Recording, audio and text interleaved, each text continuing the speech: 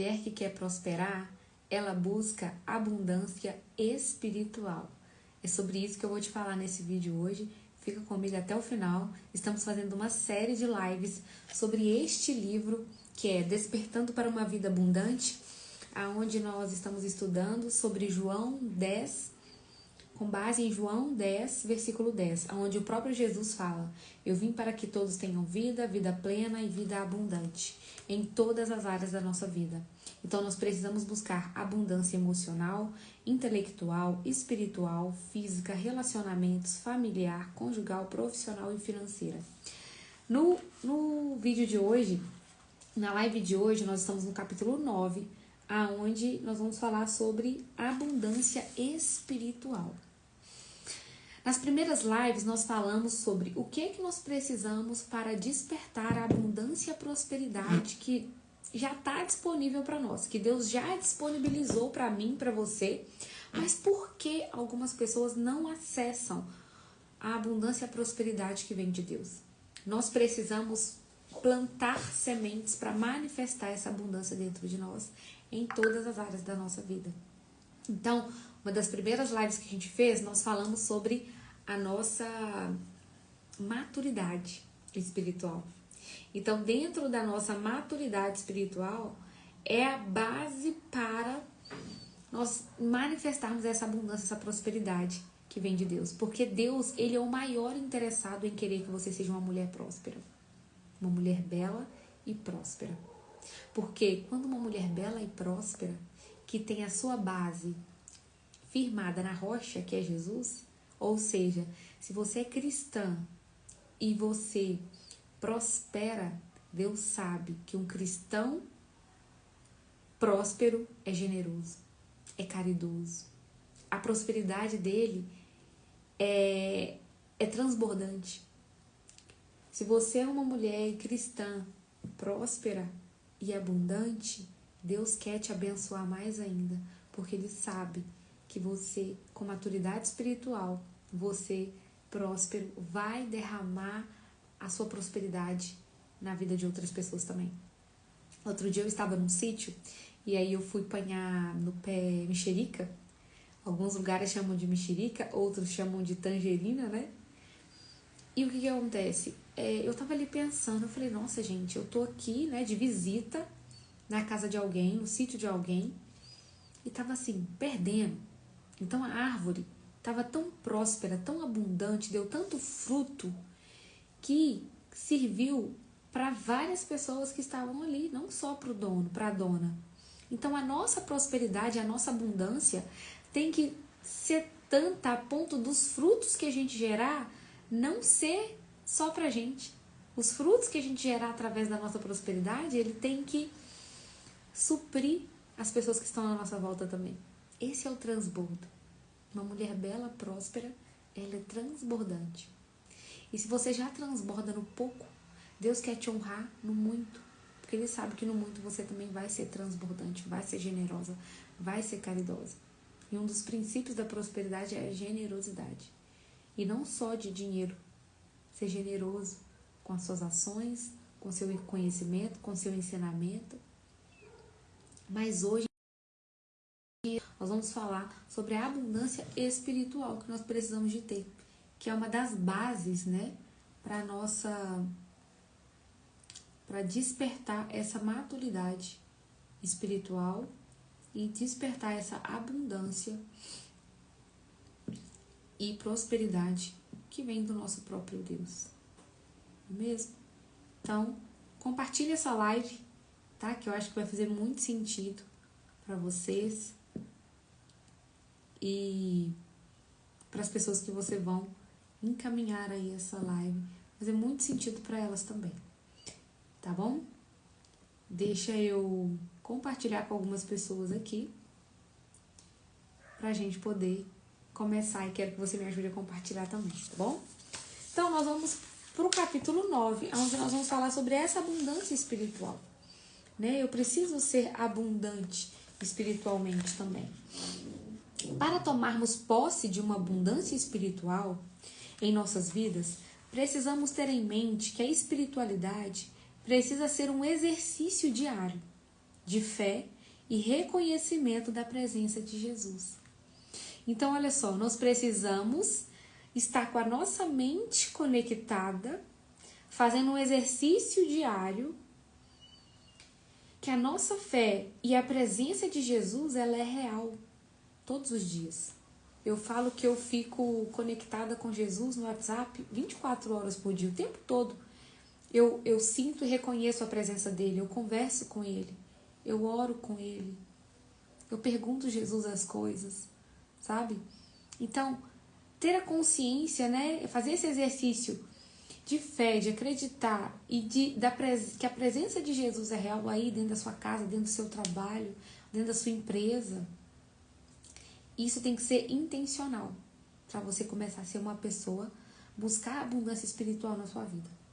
Cultivar a espiritualidade ainda não faz parte do cotidiano de muitas pessoas. Pouco se compreende que esse exercício é um pilar determinante na sustentação da interioridade e de uma qualificada participação na vida social. Por isso, muitas dinâmicas estão comprometidas.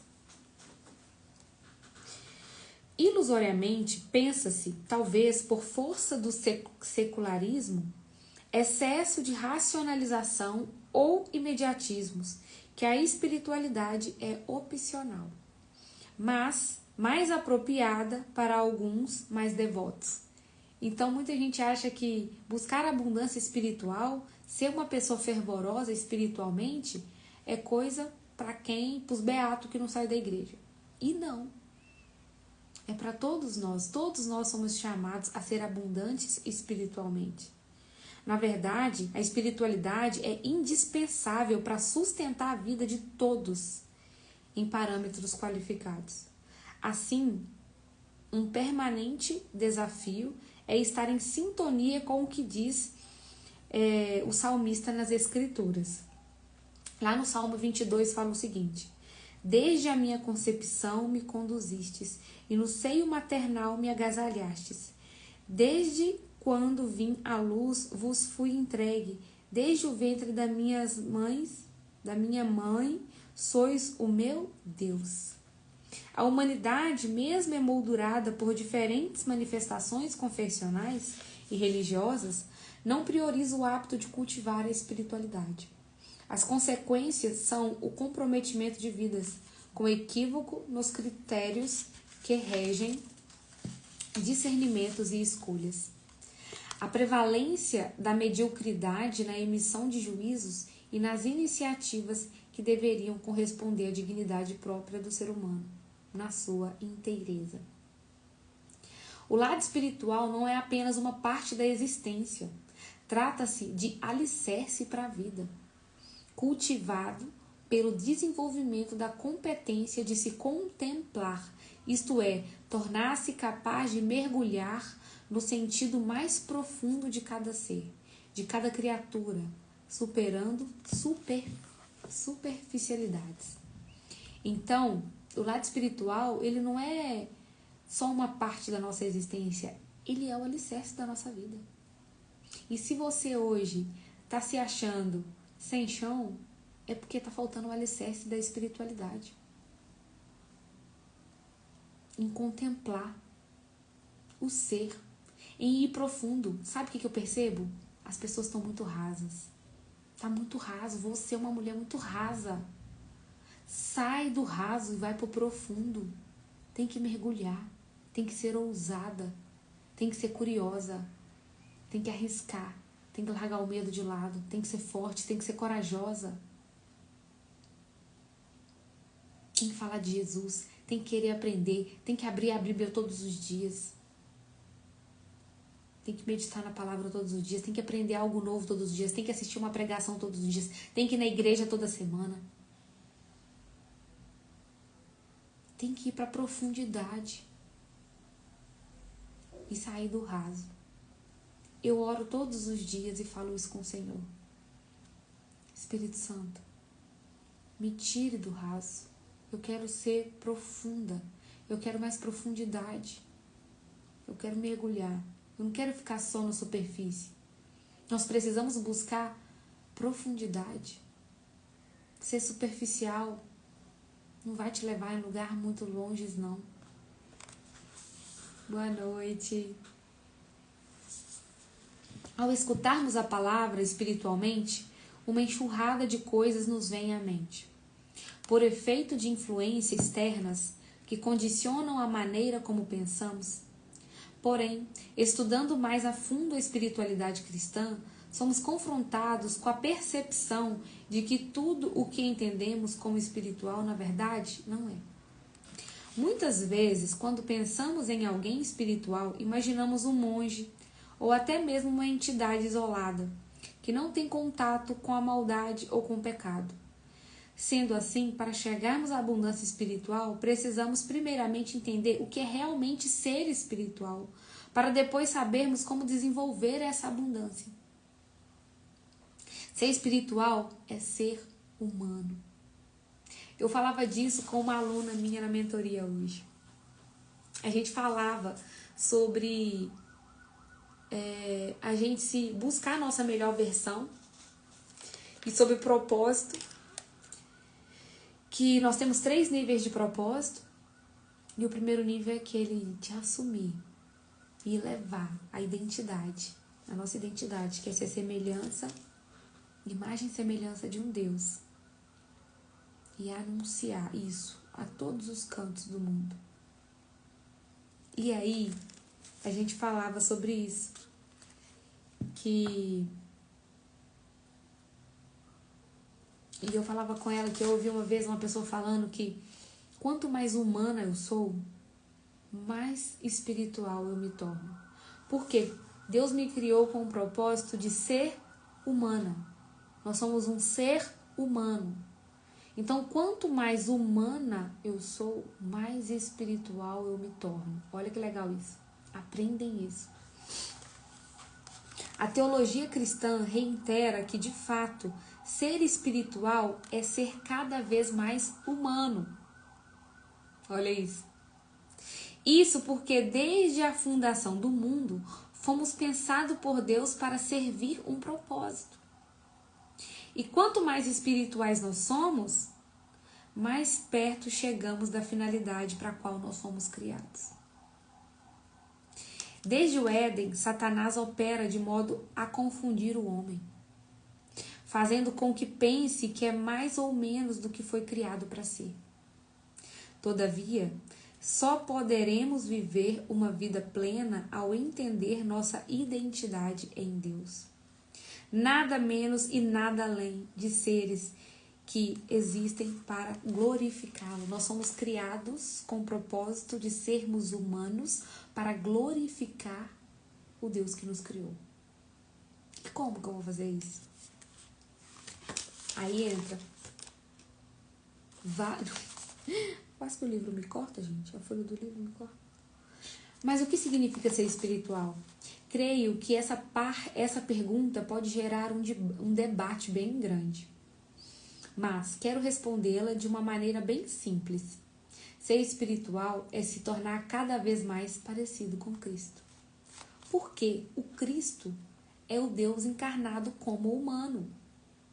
Então, quanto mais humano eu sou, mais espiritual eu me torno. Então, ser espiritual é me tornar cada vez mais parecido com Jesus Cristo. Porque nós somos imagem e semelhança de Deus. Deus é espírito. Então, quanto mais espiritual eu sou, mais a imagem de Deus eu me torno. E ser espiritual na versão humana é cada dia mais ser parecido com Jesus. Mas eu preciso o quê? Eu preciso conhecer Jesus. Como que eu modelo alguém? Como eu me torno parecido com alguém que eu não conheço? Tairine, seja bem-vinda. Como que eu vou me tornar parecido com alguém se eu não conheço essa pessoa? Então eu preciso conhecer a pessoa de Jesus. Humano, 100% humano, 100% Deus. Que é o Deus encarnado aqui na Terra. Então eu tenho que seguir os passos dele. Eu falava com a minha aluna hoje da minha mentoria, eu falava assim, olha, toda situação que você precisar resolver, você vai pensar, como que Jesus resolveria isso? Se fosse Jesus aqui, como que ele responderia essa pessoa? Como que ele falaria? Como que ele fazia essa pergunta? Aonde ele iria? Onde Jesus iria? Os lugares que você está frequentando hoje. Você acha que é algum lugar, esses lugares, se Jesus estivesse aqui como humano, Deus estivesse aqui como humano lá naquela época, ele frequentaria os lugares que você está frequentando? Ele deixaria entrar na casa dele as pessoas que você está deixando entrar na sua casa? Eu quero que vocês pensem sobre isso. Então, ser espiritual é se tornar cada vez mais parecido com Jesus Cristo. E Jesus, ele era guiado pelo próprio Deus em espírito. Jesus era guiado pelo Espírito Santo. E quando a gente para olhar lá em Gálatas 5, nós aprendemos os frutos do Espírito. Então, Jesus tinha todos aqueles frutos do Espírito Santo ali. Dos frutos do Espírito. Porque Jesus andava pelo Espírito, não pela carne. Então, Jesus era guiado e tinha todos aqueles frutos. E lá em Gálatas vai falar que o fruto do Espírito é o quê? É amor, é paz, é fidelidade, é mansidão, é domínio próprio, é bondade. Então, se nós somos pessoas que queremos ser mais espirituais, abundância espiritual, crescer espiritualmente, eu já entendi que eu preciso ser mais parecido com Jesus. E uma das coisas que me leva também a ser mais parecido com Jesus é ser guiado pelo Espírito Santo e é desenvolver em mim os frutos do Espírito Santo. Então, se eu sei que o fruto do Espírito Santo, se é fruto, é porque uma semente foi implantada, prosperou para gerar esse fruto. Se eu sei que um dos frutos do Espírito Santo é paz, o que está tendo na minha vida? Paz ou guerra? Se eu sei que o fruto do Espírito Santo é paciência, o porquê que eu estou sem paciência, impaciente, irritabilidade? É porque não é o Espírito que está... Não estou agindo através do Espírito, mas através da carne. Muitas mulheres estressadas, sem paciências, impacientes, irritadas, porque elas não estão sendo guiadas pelo Espírito Santo. Porque o Espírito Santo nos conduz a ter paz e paciência. O Espírito Santo nos conduz a ter mansidão. Mansidão no agir, mansidão no pensar, mansidão no falar. O Espírito Santo nos conduz a ter domínio próprio. Domínio próprio das nossas emoções, dos nossos sentimentos, da nossa boca. Se o fruto do Espírito Santo é amor, por que eu estou alimentando ódio ou rancor no meu coração? Porque eu não estou me deixando ser guiada pelo Espírito, e sim pela carne. Romanos 8:29 diz: aos que escolheu de antemão, destinou-os a reduzir a imagem de seu filho, de modo que fosse ele o primogênito de muitos irmãos. Gente, Deus se rebaixou ao nosso nível para que a gente compreendesse sobre ele. Então, Deus se encarnar como homem através do seu filho aqui na terra foi uma forma que Deus arrumou e falou: não, peraí, eu tenho que dar um jeito, porque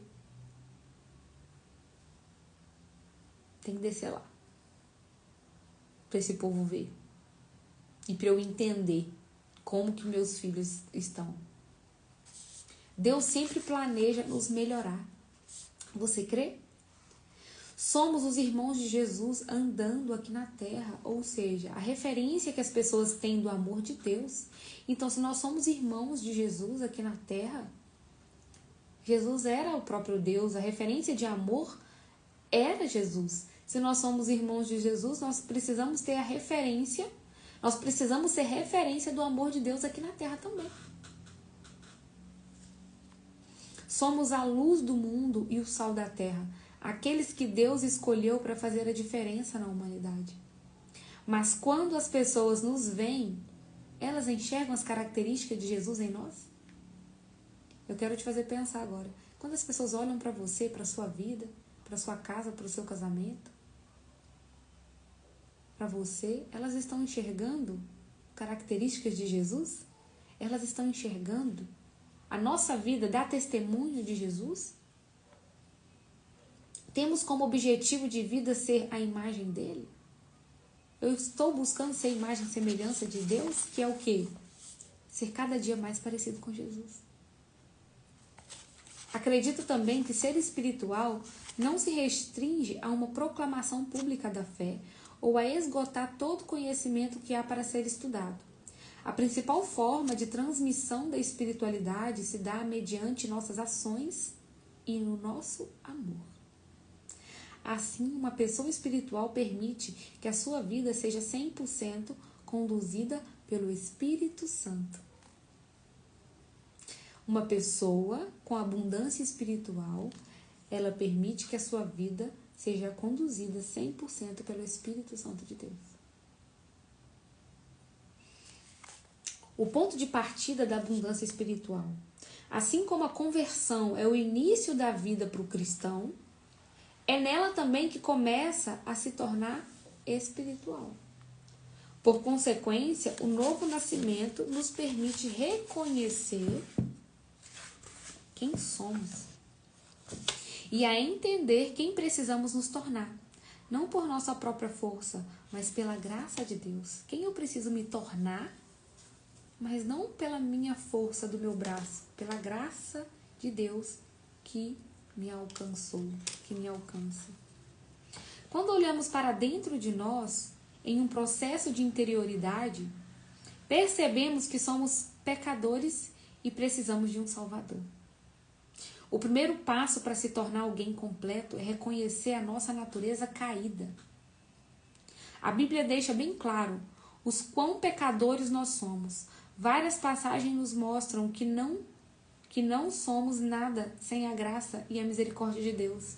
Como, por exemplo, Romanos 3, 10, 23, Romanos 7, 14, 1 João, capítulo 1, de 8 a 10 e Isaías 64, 6. Graças a Deus por ter enviado a Jesus, porque a partir dele podemos tomar posse de uma abundância espiritual, visto que não nos encontramos mais debaixo do poder do pecado. A santidade enquanto um processo. Caminhando um pouco mais, chegamos no processo de santidade. Não é chamado de processo à toa, pois deve ser desenvolvido pelo resto da nossa vida. Nós somos chamados a ser santos. E a santidade, ela é um processo, desde o dia que você nasce até o dia que você se integra através do seu batismo como filho de Deus ali, né, incluído como igreja, até esse último dia, né? Nós temos que buscar diariamente. Levítico 20, 26 fala o seguinte: sede santos para mim, porque eu, Senhor, sou santo, e vos separei dos outros povos para que sejais meu. Santo é o que? Separado. Seja uma mulher separada. Seja uma mulher que busca a santidade. Seja uma mulher separada. Não se molde às coisas do mundo. Porque lá em Romanos 12, 2 fala que se a gente não renovar a nossa mente, se a gente continuar no molde desse mundo, nós não vamos conhecer a vontade de Deus, que é boa, perfeita e agradável. Para conhecer a vontade de Deus, que é boa, perfeita e agradável, nós precisamos renovar nossa mente e não nos moldar neste mundo. Porque o mundo jaz do maligno. Diferentemente do que muitos possam pensar, ser santo não é se isolar de tudo e de todos, sem ter contato com ninguém, para se manter puro. Jesus, quando ora por nós em João 17, diz: não peço que os tires do mundo, mas sim que os preserves do mal. Eles não são do mundo, como também eu não sou o mundo.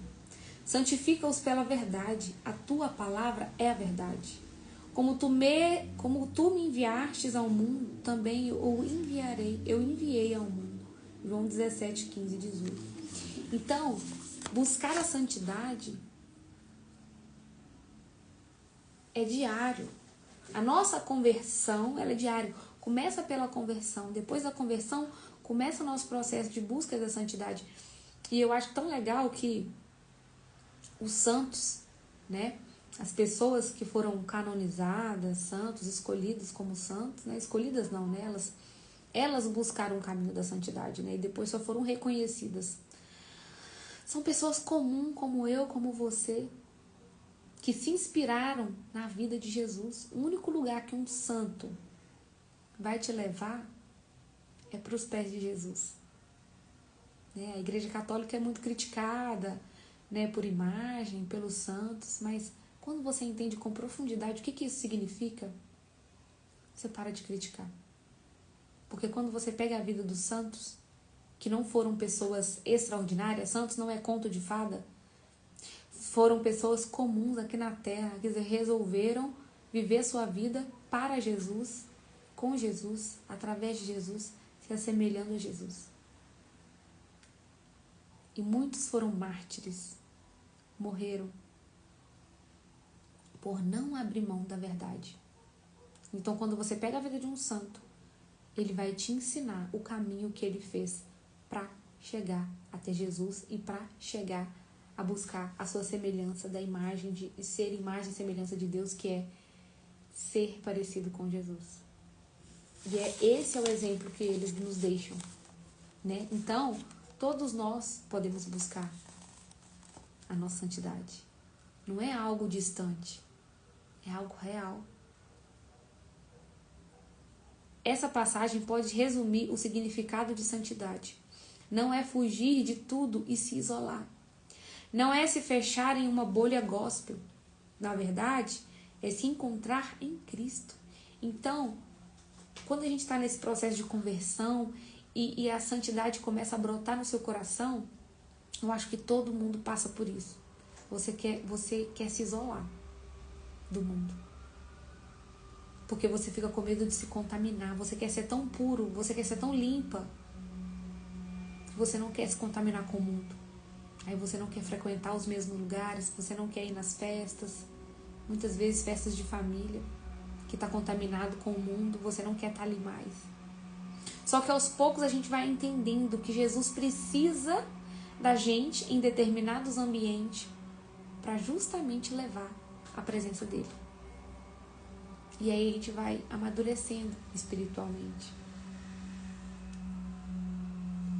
Não é se fechar uma bolha agora, na verdade é se encontrar em Cristo. Então, se eu me encontrei em Cristo, eu tenho uma identidade fixa em Deus, ir em direção ao mundo levando a boa notícia que fomos salvos.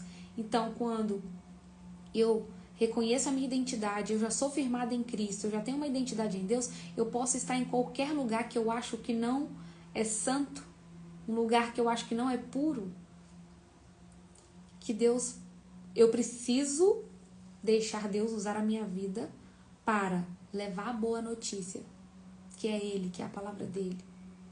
Então, às vezes, se isolar, né? Nesse primeiro momento, talvez Deus vai te separar. Ele vai te separar para você amadurecer.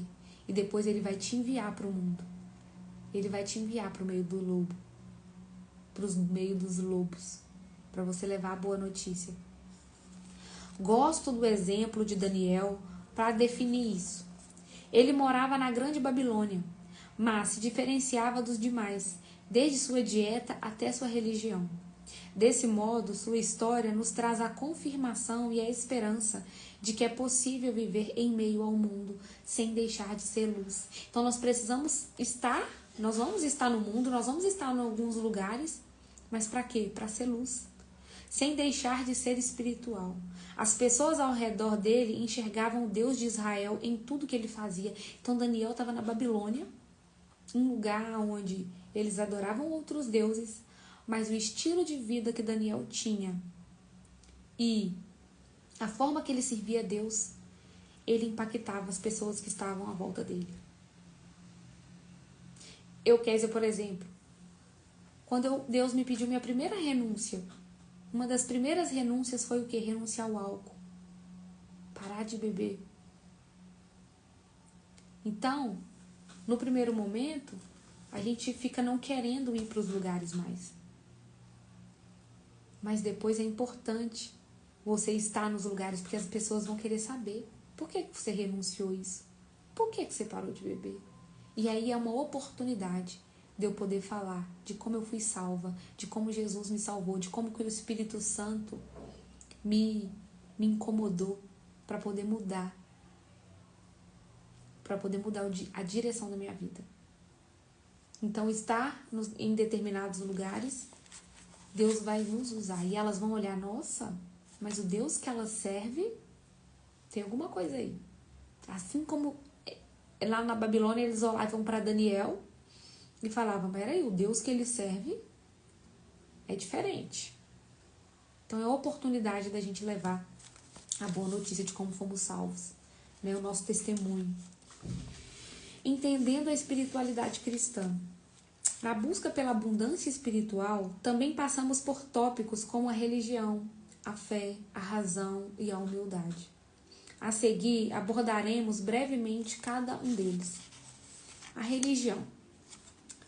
Por religião, compreende-se a busca constante do ser humano para preencher um vazio inerente à sua existência, que todos possuem dentro de si. Tal vazio equivale-se ao disposto do livro de Eclesiastes. Eclesiastes 3:11 fala: Deus pôs a eternidade no coração do homem, sem que este saiba as obras que Deus fez do princípio até o fim. Então, lá em Eclesiastes, Salomão nos fala que Deus, esse desejo assim de entender, sabe, da eternidade, e de não compreender muito bem o que acontece após a vida na Terra. Deus colocou isso dentro de nós. Deus colocou isso dentro de nós. Assim, o homem acaba sendo levado a fazer de tudo para ser preenchido. Desde boas ações até essa busca por Deus de diversos modos, maneiras e lugares. Na verdade, esse vazio existencial dentro do homem tem nome: Deus. Então, se você já passou por algum momento, ou está passando, ou conhece alguém que está com vazio existencial, esse vazio tem nome. É um vazio do próprio Deus. E assim, sendo o homem, somente preencherá esse buraco interior, alcançando a vida abundante na presença e perto de Deus. É justamente esse sentido que a religião se diferencia da revelação. A religião assimila condutas por meio das quais o ser humano tenta trilhar seu caminho até Deus, enquanto a revelação diz respeito à aproximação de Deus, que se revela por meio da sua graça ao homem. Em toda a Bíblia vemos Deus se revelando, um Deus misericordioso, que mesmo com a rebelião do homem, envia seu Filho para morrer a nossa morte. De Gênesis a Apocalipse, temos Deus vindo em direção à humanidade, restabelecendo nossa relação com Ele. Um Deus próximo, amigo, não distante e inacessível, mas um Deus presente nos detalhes do cotidiano da vida. Fé. A fé é o ato de crer e praticar. Quando alguém declara ter fé em determinada crença, mas o seu estilo de vida não abrange aquilo que diz acreditar, certamente não tem fé. Seria melhor colocar: eu não tenho fé, mas sim a fé me tem. É algo além de nós. A Bíblia nos diz que a fé é um dom de Deus e, sem dúvida, um aspecto muito importante e primordial quando se trata de abundância espiritual. Uma pessoa que possui abundância espiritual é dotada de uma fé expectante. É crer aquilo que não podemos ver. É acreditar e esperar por algo que está em nosso coração. E acreditamos estar no coração de Deus. É a confiança absoluta na vontade de Deus. É a convicção de que Deus vai honrar o que Jesus nos prometeu e agirá conforme suas palavras. É colocar-se nas mãos dele e aceitar com coragem e amor o caminho de felicidade que ele traçou para nós.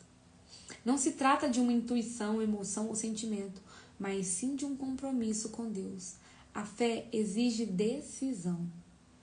É algo que nos compromete até nosso último fio de cabelo. Mesmo diante dos problemas e adversidades, uma pessoa com abundância espiritual passa de cabeça erguida. Claro que muitas vezes irá se sentir triste, angustiada, entre outros sentimentos naturais ao ser humano. Mas ela sabe que tudo o que ela passa está na permissão ou desígnio de Deus. Então, está no controle daquele que tudo pode. Assim, sendo a vitória, o milagre é apenas questão de tempo. Então, a fé é um pilar de uma pessoa que é abundante espiritualmente. Você vê a fé daquela pessoa. Então, quando eu tenho fé e que tudo que eu faço tem permissão de Deus, às vezes não é a vontade de Deus, igual uma doença, por exemplo. Deus é um Deus da cura, Deus é um Deus da saúde. Ele não quer que você fique doente. Não é a vontade de Deus que nós temos uma doença. Mas Ele permite por algum motivo. E quando eu entendo que não está no meu controle, está no controle dele, mesmo ele permite, né? Mesmo não sendo a vontade dele, mas quando ele permite, está no controle dele, eu entendo que o milagre, a vitória, é só questão de tempo. Porque Deus quer usar essa permissão para nos moldar. Como, por exemplo, a fertilidade. Quando eu descobri que eu e meu esposo não poderíamos gerar um filho de forma natural, me machucou muito. Foi muito difícil. E eu ficava pensando, será que é a vontade de Deus que nós não tenhamos um filho? E eu falo assim, mas espera aí. O que Deus mais quer, o que Deus mais ama, é aquilo que Ele criou, que é as pessoas. Filhos é uma herança. O que Deus mais ama é família. Tudo bem que ter um filho não é meu direito, eu tenho o direito de ter um filho, não. Pode ser vontade de Deus, pode não ser. Mas eu acredito que é a vontade de Deus. Mas por que então não tenho, não vim o filho? Está na permissão de Deus. Deus tem permitido nesta geração ainda não ter gerado um filho. É a permissão dele. Mas eu tenho fé. E quando eu tenho fé, eu sei que está no controle dele. E se está no controle dele, a vitória e o milagre acontecer é no tempo dele.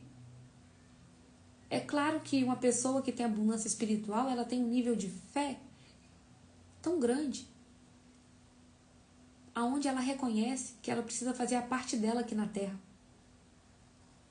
Porque o ordinário tem que ser feito, o extraordinário é com Deus. O possível nós temos que fazer, o impossível é com Deus. Então eu sei que em todo o processo de um milagre, nós temos a nossa parte a fazer. Como, por exemplo, aquela mulher que estava do fluxo de sangue. Essa passagem mexe muito comigo, por quê? Aquela mulher que estava sangrando há 12 anos, viu Jesus passar. Se ela tivesse ficado esperando Jesus ir até ela, talvez ela não tinha recebido aquele milagre. Mas ela teve que se mover, ela teve que fazer a parte dela, que foi sair andando no meio de todo mundo, vencendo todos os obstáculos para pegar na barra da roupa de Jesus. Então, todo milagre existe um movimento. Qual é a minha parte? O que eu preciso fazer? Quando eu comecei a internalizar isso dentro de mim, a minha mente explodiu, o meu espírito explodiu. E eu falei, eu não tenho que só esperar Jesus passar, né? Como aquela mulher do fluxo de sangue estava. Se ela tivesse paradinha esperando Jesus passar, Jesus poderia ter ido até ela, claro, ele é Deus. Mas ele estava indo fazer outro milagre. Ela pegou Jesus no caminho. Então pega essa. Enquanto Jesus está indo a caminho para agir na vida de uma outra pessoa, se você entrar em movimento, você também pega o milagre. E eu falei, é isso que eu preciso fazer. Eu preciso caminhar atrás de Jesus. Enquanto ele está indo atrás de outras pessoas, para fazer milagres de outras pessoas, eu vou atrás dele. para que o meu milagre chegue até mim também.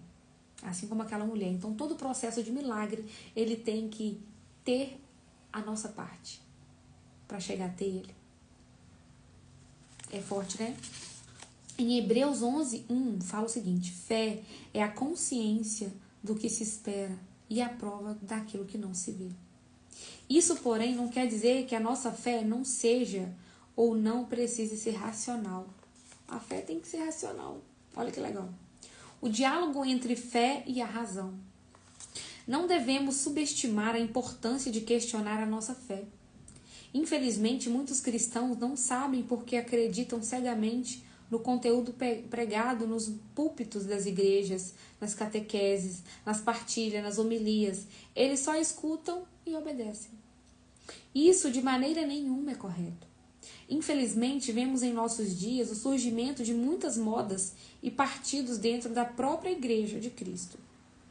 E assim, sendo muitas pessoas aderindo ou se intitulando A ou B, sem ao menos conhecer verdadeiramente Jesus Cristo. Vemos pessoas se dominando católicas sem conhecer verdadeiramente a doutrina da Igreja. Vemos pessoas se dominando evangélicas sem ao menos conhecer verdadeiramente os evangelhos e seus ensinamentos. Vemos pessoas se dominando protestantes sem ao menos entender pelo que e por que estão protestando. A pessoa virou protestante, mas ela não sabe nem o que a igreja que ela está seguindo agora está protesta. Vemos pessoas se dominando, denominando pentecostais e do fogo, mas que não são fiéis e dóceis em suas comunidades. Enfim, uma pessoa com abundância espiritual é cristã por convicção e não por tradição, moda ou outra coisa. Então, uma pessoa que tem abundância espiritual, ela é cristã por convicção, ou seja, ela é convicta do que significa ser cristã. Ela é convicta daquilo que ela está seguindo, que ela fala que ela é.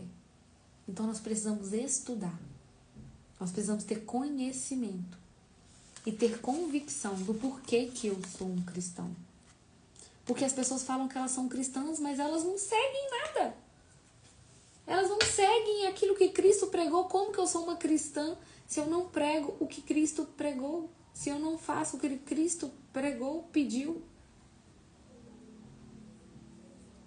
Como que eu vou saber o que Cristo pegou e pediu se eu nem leio a Bíblia? Se eu nem vou à igreja? Se eu nem estou nos grupos de oração? É necessário sim compreendermos racionalmente nossa crença. Vivemos em uma geração onde não aceitamos mais ordens por ordens, obedecer por obedecer. É necessário primeiro uma experiência espiritual. Depois eu compreender e entender do porquê e para que fazer. Assim eu serei verdadeiramente um cristão convicto. E na hipótese de sermos questionados, nos é devido responder apropriadamente como nos é ordenado em 1 Pedro 3, 15 e 16. Fala o seguinte: portanto, não temais as suas ameaças e não vos turbeis. Antes, santificai em vossos corações Cristo Senhor. Estais sempre prontos a responder para a vossa defesa a todo aquele que vos pedir a razão de vossas esperanças. Mas fazei com suavidade e respeito, tende uma consciência reta, a fim de que, mesmo naquilo em que dizem mal de vós, sejam confundidos os que desacreditam o vosso santo procedimento em Cristo. Afinal, crer é pensar. Eu ter fé e eu crer em algo não é só porque alguém falou do jeito que falou, mas eu tenho que pensar. Quantas pessoas são enganadas por Satanás? Satanás usa pessoas para nos enganar. E se você não tiver o conhecimento da verdade, se a sua fé não for racional, se você não for estudar o que realmente a palavra de Deus está falando, você vai ser enganada fácil. Humildade. é um próximo pilar para a abundância espiritual. Mas, na mesma medida em que é preciso ter conhecimento, a humildade também se faz em sua suma importância para uma abundância espiritual. É necessário que nós nos encontremos dispostos para perder chãos e logo depois reconstruí-los. Humildade não é ser pobre, não se cuidar nem ser bobo. Deus abençoa os humildes porque a humildade agrada a Deus. É importante se colocar em posição para aprender e não necessariamente ensinar. Ser humilde é entender o seu verdadeiro valor. Deus lhe ama porque Ele lhe criou e não por causa da sua aparência ou das coisas que você faz. Humildade é reconhecer que seu sucesso vem de Deus e que Ele é que lhe capacita. Humildade não é se achar superior aos outros. Cada pessoa é importante para Deus. Ser humilde é reconhecer o valor de cada pessoa e não ter vergonha de se associar com pessoas de realidades diferentes. Ser humilde é reconhecer o valor de cada pessoa e não ter vergonha de se associar com pessoas de realidades diferentes. Ser humilde é estar pronto para servir outras pessoas. Jesus era humilde. Ele não veio para ser tratado como celebridade, mas para trabalhar para o bem de outras pessoas. Humildade é seguir o exemplo de Jesus. Romanos 12:3. Não façam de si próprios uma opinião maior do que convém, mas um conceito razoavelmente modesto, de acordo com o grau de fé que Deus lhes distribuiu. Então, afinal de contas, como alcançar a abundância espiritual? Tudo isso, e mais um pouco, é abrangido pelo assunto da abundância espiritual, mas creio que pode surgir a pergunta: e na prática, como eu posso me tornar mais espiritual e alcançar a abundância? Em primeiro lugar, cabe ressaltar que se tornar espiritual não consiste em seguir algumas regras, mas sim em amar a Jesus e fazer o que Ele fez. Podemos concordar que não se ama aquilo que nos... Vamos ver se vamos voltar. Estamos sem luz. Que legal, meu Deus.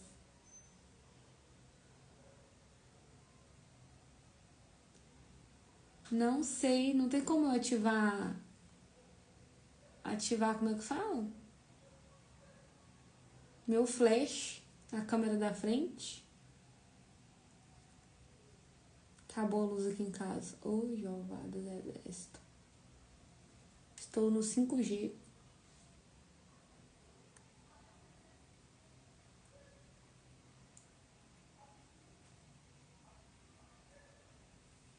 Vou ter que encerrar a live. Tô só falando, mas ninguém tá me vendo. Vou encerrar a live e volto. No finalzinho, gente, nós estávamos terminando. Já. Tá travado?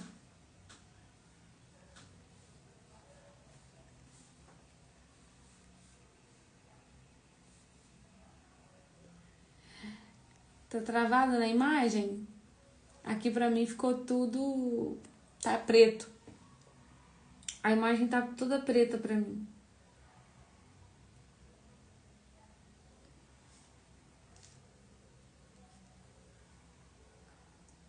A voz tá ouvindo. Não tem nenhuma lanterna aqui pra eu continuar. Vou encerrar e já volto.